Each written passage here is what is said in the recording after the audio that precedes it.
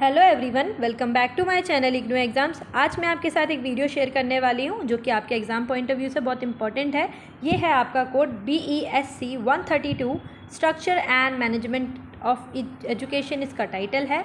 इसमें मैं आपको अभी तक जो आए हैं 5 साल से रिपीट होते हुए क्वेश्चन मैं वही बताऊंगी, ताकि आप इन्हें प्रिपेयर करके जाएं तो आपके एग्ज़ाम में आसानी से मार्क्स गेन हो सकें, आप आसानी से अपनी एग्ज़ाम की प्रिपरेशन कर सकें इनको प्रिपेयर करके, क्योंकि यही क्वेश्चन है जो बार बार रिपीट होते रहते हैं। और अगर रिपीट एग्जैक्ट नहीं होते तो घुमा फिरा के इसी तरीके से आपसे क्वेश्चन पूछे जाते हैं जो आपस में ही इंटरकनेक्ट होते हैं। तो आपस में अगर आपको नॉलेज होगी कि पूरे बुक में आपको दिया क्या हुआ है तो आप उसे बनाकर लिख सकते हैं। तो स्टार्ट करते हैं क्वेश्चन नंबर 1 के साथ। ये आपके most important question for June 2024 exam, ठीक है। 2024 के लिए जो भी इंपॉर्टेंट क्वेश्चन बनते हैं आपके जून टर्म एंड के लिए, वही मैं बताने जा रही हूँ। तो स्टार्ट करते हैं क्वेश्चन नंबर 1 के साथ। क्वेश्चन नंबर 1 है, मैं इसमें आपको कुछ इंपॉर्टेंट टिप्स भी देती जाऊँगी बीच बीच में, जो कि इंपॉर्टेंट रहेंगी आपके लिए। अगर उसको फॉलो करेंगे तो आप आसानी से गेन कर सकते हैं मार्क्स। देख लेते हैं क्वेश्चन नंबर 1 क्या है। What are the public private partnership PPP model of education. आपको पहले बताना है कि public private partnership PPP model है जो एजुकेशन के अंदर, वो क्या है। Discuss briefly various PPP model of education in India and also write the about its benefit.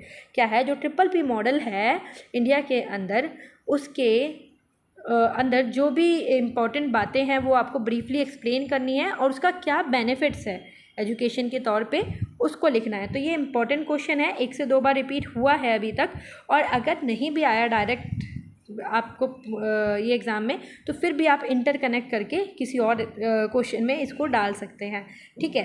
क्योंकि इसमें आपकी सारी चीज़ें इंटरकनेक्टेड हैं। आप इनके आंसर्स जब पढ़ेंगे ना, आपको लगेगा कि यही चीज़ मैंने पहले पढ़ी है, यही चीज़ दोबारा लिख रहे हैं हम, तो सारी चीज़ें इंटरकनेक्टेड है। और मोस्टली आप एक बात याद रखिएगा, जो भी बच्चे बहुत छोटी छोटी राइटिंग में लिखते हैं, तो वो प्लीज़ इस आंसर इसमें आप जो भी आप ये एग्ज़ाम देंगे तो इसमें ना बड़ा बड़ा करके लिखिएगा, क्योंकि आपका ये 100 नंबर का पेपर रहता है, 100 नंबर में। और बाकी आपका जो क्वेश्चन आते हैं एक एक, तो 20-20 नंबर के क्वेश्चन होते हैं।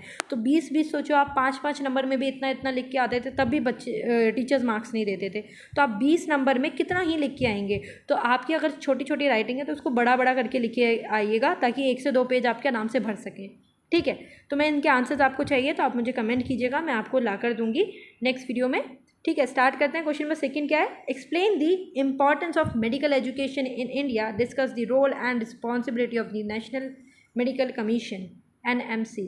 ये बहुत ज़्यादा इंपॉर्टेंट क्वेश्चन है। अभी तक मैंने 3 से 4 बार इसको देखा है रिपीट होते हुए। आपको क्या बताना है इसमें, आपको एक्सप्लेन करना है कि medical education in India importance कैसे है। आप इसको अगर चाहें तो बना के भी लिख सकते हैं कि मेडिकल हमारे लिए क्यों इम्पॉर्टेंट है, हम मेडिकल की इम्पोर्टेंस हमारी लाइफ में कितनी ज़्यादा है, क्यों नहीं है ना। है इम्पॉर्टेंट तो किस पर्पज़ से है, ठीक है। तो उसमें आप खुद ही इम्पोर्टेंस लिख सकते हैं उसकी, और फिर भी आंसर मैं बता ही दूंगी आपको अगर आप चाहेंगे तो। Discuss the role and responsibility of National Medical Commission. जो नेशनल एजुकेशन ऑफ मेडिकल की जो होती है एक कमीशन, जिसको बोलते हैं हम नेशनल मेडिकल कमीशन, जो ये मेडिकल एजुकेशन को देखती है, उसकी क्या रोल और रिस्पॉन्सिबिलिटी होती है वो लिखना है आपको, ठीक है। ये इंपॉर्टेंट क्वेश्चन है। क्वेश्चन नंबर 3 आप देखिए, एक ही क्वेश्चन कितनी बार घुमा फिरा के आपको पूछा गया है, तो मैं फिर भी आपको तीनों तरीके से बता देती हूँ, क्योंकि ये आपका इग्नू क्या है, एक ODL प्रोग्राम है, डिस्टेंस लर्निंग है। तो डिस्टेंस लर्निंग के ऊपर इग्नू वाला एक तो क्वेश्चन पूछेगा ही, जो कि आपके बुक के अंदर भी बताए हुए हैं। तो इसको आप लर्न कर लीजिएगा अच्छे से। देखते हैं क्या है क्वेश्चन, क्या बोल रहा है। What are the various subsystem in open and distance learning ODL as a system। क्या है जो open and distance learning ODL system है आपका, उसके सब सिस्टम क्या हैं वो एक्सप्लेन करना है आपको। Discuss the role of various system in the ODL system with the example. फिर आपसे पूछा गया कि जो भी सब सिस्टम हैं ODL के अंदर, उसके रोल को एग्जाम्पल के साथ आपको एक्सप्लेन करना है। तो एक बार ऐसे क्वेश्चन आया था, ये एक बार आया, how does open and distance learning ODL contribute to democratisation of higher education explain. Next time आपसे पूछ लिया गया कि कैसे open and distance learning democratise करती है हायर एजुकेशन को, उसको एक्सप्लेन करना है। तो ये भी ODL के ऊपर है। फिर थर्ड टाइम आपसे पूछा गया, describe various type of educational programme being offered by the National Institute of Open Learning. क्या है जो NISO है आपकी, जो ODL प्रोग्राम को ऑफर्ड करती है वो किस किस टाइप के ओडीएल प्रोग्राम ऑफर्ड करती है, ये पूछा गया। तो मैं आपको तीनों तरीके से बता दूंगी आपको किस तरीके से आंसर लिखना है। तो ये एक इम्पॉर्टेंट क्वेश्चन हो जाता है आपके लिए, ठीक है, इसको लर्न करना मस्ट है। क्वेश्चन नंबर 4 है, critically analyze the contribution of सर्व शिक्षा अभियान in ensuring universalization of school education in India। क्या है जो आपका एक गवर्नमेंट ने इनिशिएशन चलाया था सर्व शिक्षा अभियान, उसके बारे में आपको जो भी पता हो कि स्कूल एजुकेशन ऑफ इंडिया के अंदर सर्व शिक्षा अभियान का क्या कॉन्ट्रीब्यूशन रहता है, क्या वो काम करती है, उसको आपको लिखना है। तो ये भी इम्पॉर्टेंट है, ठीक है। क्वेश्चन नंबर 5 तो मोस्ट इंपॉर्टेंट है। देखो मैंने यहाँ पहले भी स्टार लगा रखा है कि मैं ही ना भूल जाऊँ, ठीक है। तो ये आप देखिए क्या है ये, how do the provisions in the constitution of India promotes various forms of equality in the country. क्या है जो हमारी कॉन्स्टिट्यूशन ऑफ इंडिया है, जो हमारा संविधान है, वो इक्वालिटी को कैसे बढ़ाता है हमारे कंट्री के अंदर, वो बताना है आपको। Discuss the role of education in promoting equality in the country. फिर आपको ये बताना है कि कैसे एजुकेशन, जो हमारी शिक्षा है, वो कैसे इक्वालिटी को हमारी कंट्री के अंदर प्रमोट करती है, वो एक्सप्लेन करना है। तो ये बहुत ज़्यादा इंपॉर्टेंट क्वेश्चन है, बार बार रिपीट होता ही है। क्वेश्चन नंबर 6 है, what are the guiding principle of Rashtriya Uchchatar Shiksha Abhiyan, explain the its primary component.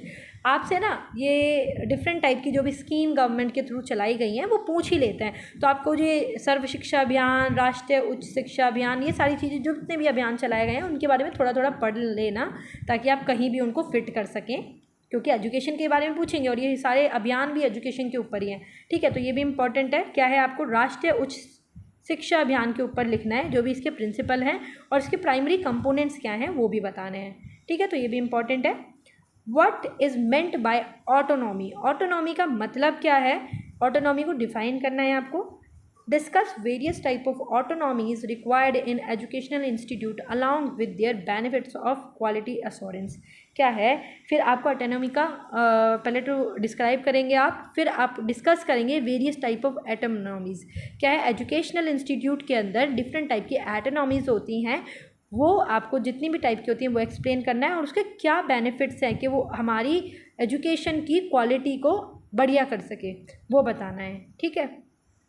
Question number 8 है, discuss the role and significance of vocational education in India. Vocational education पे भी ज़्यादातर क्वेश्चन पूछा जाता है, तो आप ये भी लर्न कर लीजिएगा। क्या है, आपको सिग्निफिकेंस बताना है कि वोकेशनल एजुकेशन इंडिया के अंदर कैसे सिग्निफाइज है और उसका रोल क्या है, ठीक है। तो ये इंपॉर्टेंट है। क्वेश्चन नंबर 9 है, how does the Central Advisory Board of Education CABE contribute to shaping the education system of India, explain. कैसे हमारे जो एजुकेशन सिस्टम है उसको शेप करने का काम central Advisory Board of education कैसे करती है, किस तरीके से उसको मैनेज करके रखती है, ठीक है, उसको एक्सप्लेन करना है आपको। ये भी इम्पॉर्टेंट है, ठीक है। आप सोच रहे होंगे मैं इतने सारे क्वेश्चन इंपॉर्टेंट बता रही हूँ, जस्ट बिकॉज इसलिए बता रही हूँ मैं क्योंकि आपको ये 100 नंबर का क्वेश्चन है। 100 नंबर में आपसे मैक्सिमम 15 से 18 क्वेश्चन पूछते हैं। वो 15 से 18 क्वेश्चन का मतलब आप समझ लीजिए पूरी ही बुक वो इंटरकनेक्टेड है एक दूसरे के साथ, और इतना आप कर लेंगे ना तो वो वेल इनफ है, इससे ज़्यादा करने की ज़रूरत है ही नहीं, ठीक है, क्योंकि इंटरकनेक्टेड है। आप समझ लेंगे तो आप एक दूसरे के अंदर आंसर घुसा सकते हैं उसका, ठीक है। आंसर देख, क्वेश्चन देख लेते हैं। 10 What are recommendation of National Education Policy 2020 with regards the internationalization of education। क्या है, ये भी इम्पॉर्टेंट है। क्या है, आपको बतानी है जो 2020 के अंदर एक नेशनल एजुकेशन पॉलिसी बनाई थी गवर्नमेंट ने, उसका रिकमेंडेशन क्या था, क्या वो इंटरनेशनल तक एजुकेशन को पहुंचा रही थी, क्या इंटरनेशनल बॉन्ड क्रिएट कर रही थी, वो आपको एक्सप्लेन करना है, ठीक है। क्वेश्चन नंबर 11 है, what is meant by online education.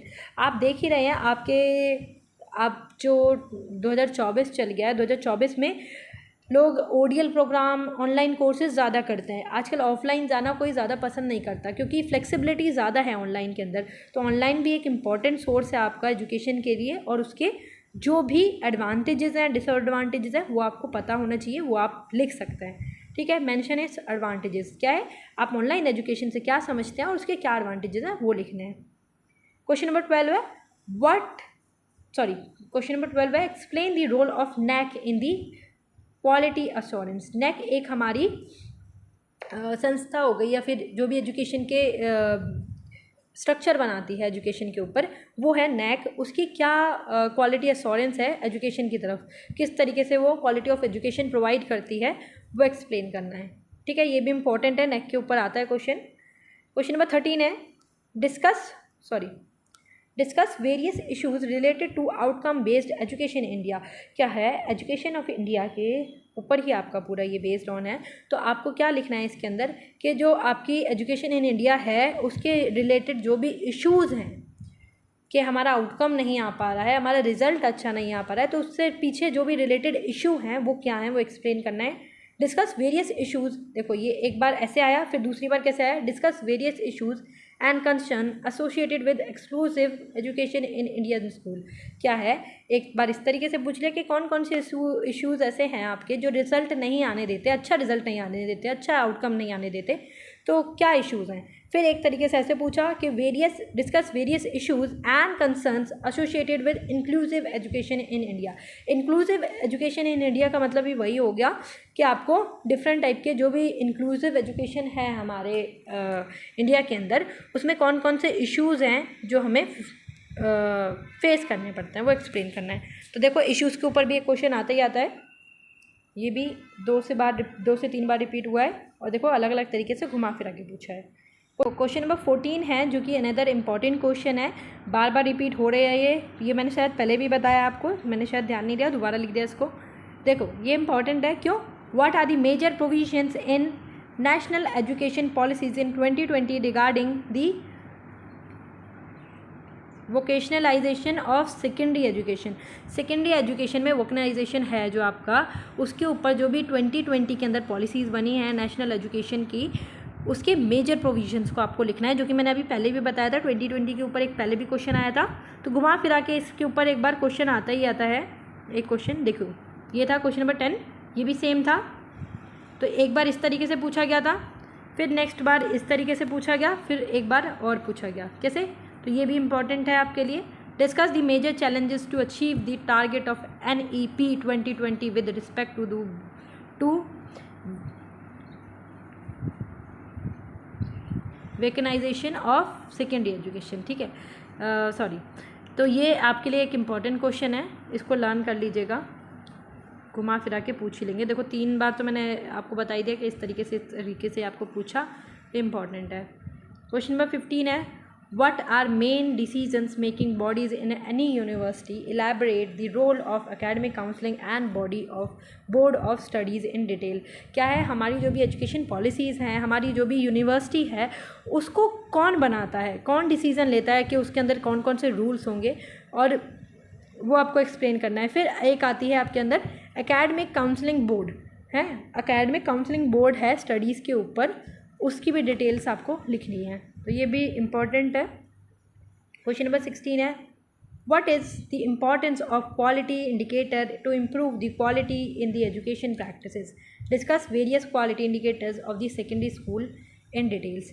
क्या है, हमारी जो एजुकेशन प्रैक्टिसेस है उसको इम्प्रूव करने के लिए कौन कौन से क्वालिटी इंडिकेटर्स होते हैं इम्पॉर्टेंट, उसको लिखना है आपको, और फिर सेकेंडरी स्कूल के अंदर वही क्वालिटी इंडिकेटर्स को हाईलाइट करना है। ठीक है, तो ये भी इम्पॉर्टेंट है। 17 है, discuss major recommendation of the secondary education commission. तो आपको सेकेंडरी एजुकेशन कमीशन के ऊपर जितने मेजर रिकमेंडेशन पता हैं वो लिखेंगे, ये भी इम्पॉर्टेंट है। क्वेश्चन नंबर 18 है, how did the programme of action POA helped in effective implementation of national policy of education in 1986 discuss. क्या है, 1986 के अंदर प्रोग्राम ऑफ एक्शन से एक पॉलिसी आई थी, उन्होंने कैसे इम्प्लीमेंटेशन किया था एजुकेशन पॉलिसीज़ के अंदर, वो आपको बताना है। ठीक है, कैसे कैसे उन्होंने नई नई टाइप की पॉलिसीज़ लाई थी वो बताना है। फिर ये तो इम्पॉर्टेंट है ही, NCERT पढ़ते आ रहे हैं बचपन से, तो NCERT के ऊपर तो इम्पॉर्टेंट है ही। Describe the role of and function of national council for the education research and training. NCERT के ऊपर उसके रोल और उसके फंक्शंस जो भी हैं वो लिखने हैं। क्वेश्चन नंबर 20 है, discuss and contribution of the scheme of providing a quality education in madrasa. Madrasa के अंदर जो भी स्कीम है आपकी, ये बोलते हैं आप SPQEM, जिसका फुल फॉर्म है scheme of providing quality education in madrasas. उसके अंदर जो भी कंट्रीब्यूशन रहे हैं वो आपको बताने हैं। क्वेश्चन नंबर 21 है जो कि इम्पॉर्टेंट क्वेश्चन है। हाउ डज़ मूक transform the traditional education practices India. तो क्या है, मूक एक ऑनलाइन प्लेटफॉर्म है, समझ लीजिए ऑनलाइन लर्निंग के लिए है, ये एक पॉलिसी टाइप में ही है। तो वो कैसे इंडिया के अंदर उसने ट्रेडिशनल एजुकेशन प्रैक्टिसेस को ट्रांसफॉर्म किया है, ठीक है, ऑनलाइन की तरफ बढ़ गई है ना इंडिया, तो इसने कैसे ट्रांसफॉर्म किया इंडिया को ऑनलाइन तरफ जाने के लिए, तो ये भी इंपॉर्टेंट है, इसको लर्न कर लीजिएगा। क्वेश्चन नंबर 22 है right short note on any of the following. 22 में आपको लिखना है शॉर्ट नोट, ये भी कम से कम 12 नंबर का आता है एक शॉर्ट नोट, तो इसको भी आपको बढ़ा चढ़ा के लिखना पड़ेगा, ठीक है। तो ये है आपके important short note. Inclusive education of differently able जो पीपल हैं उनके लिए इंक्लूसिव एजुकेशन के ऊपर आपको एक शॉर्ट नोट लिखना है। TQM इन हायर एजुकेशन के ऊपर एक short note. Type of E portfolio के ऊपर एक short note. ICT of accounting के ऊपर एक शॉर्ट नोट। तो ये थे आपके इम्पॉर्टेंट क्वेश्चंस जो कि बार बार रिपीट होते आए हुए हैं। आपको अगर इनके आंसर्स चाहिए तो आप मुझे कमेंट कर दीजिएगा, तो मैं इनके आंसर्स की आपको वेल एक्सप्लेन्ड नेक्स्ट वीडियो ले आऊँगी ताकि आपको हेल्प मिल सके आपके एग्ज़ाम के लिए। आपको समझा भी दूंगी किस तरीके से आपको लिखना है, क्योंकि 20 नंबर का लिखना छोटी बात नहीं है, बहुत बड़ा चीज़ हो जाता है, ठीक है। और आपको इसमें पास होना इंपॉर्टेंट है क्योंकि 100 नंबर का पेपर है, कितना लेंदी हो जाता है आपको पता ही है। तो मिलता है नेक्स्ट वीडियो में, आप कमेंट कर दीजिएगा अगर आंसर्स चाहिए तो। Thank you for watching.